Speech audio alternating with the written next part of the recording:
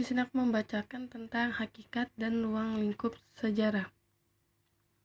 Sejarah adalah ilmu pengetahuan yang mempelajari segala kejadian atau peristiwa yang telah terjadi pada masa lampau dalam kehidupan umat manusia.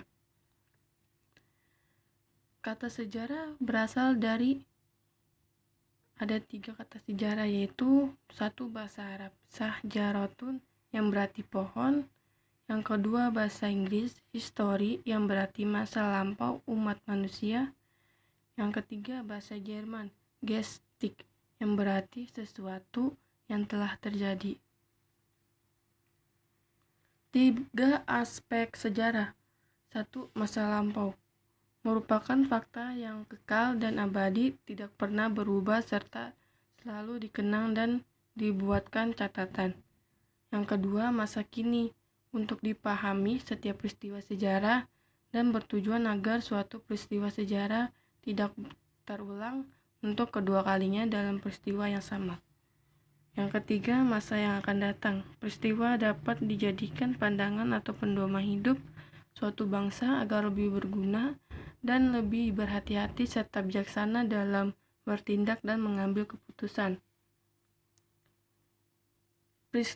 Peristiwa sejarah merupakan 1, yaitu peristiwa yang abadi. Peristiwa sejarah merupakan peristiwa yang tidak berubah-ubah dan tetap dikenang sepanjang masa dalam kehidupan manusia.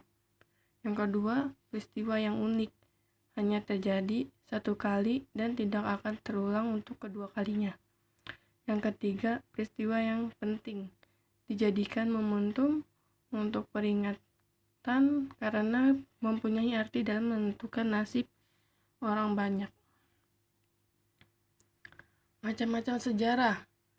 Sejarah sebagai peristiwa fakta kejadian yang benar-benar terjadi pada masa lampau. Yang kedua, sejarah sebagai kisah. Sejarah sebagai hasil penelitian oleh para ahli sejarah. Yang ketiga, sejarah sebagai ilmu pengetahuan masa lampau yang disusun secara sistematik. Yang keempat, sejarah sebagai seni.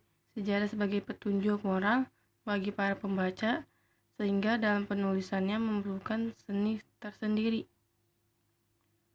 Sejarah sebagai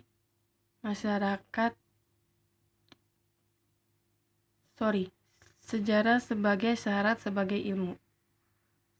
1. Memiliki objek kajian, yakini kejadian. Yang kedua, memiliki suatu metode yang mampu menghubungkan bukti-bukti sejarah. Yang ketiga, kisah sejarah tersusun secara sistematis berdasarkan peristiwa awal kejadian. Keempat, kebenaran fakta sejarah diperoleh dari penelitian sumber yang disusun secara rasional, tidak boleh ditambah atau dikurangi.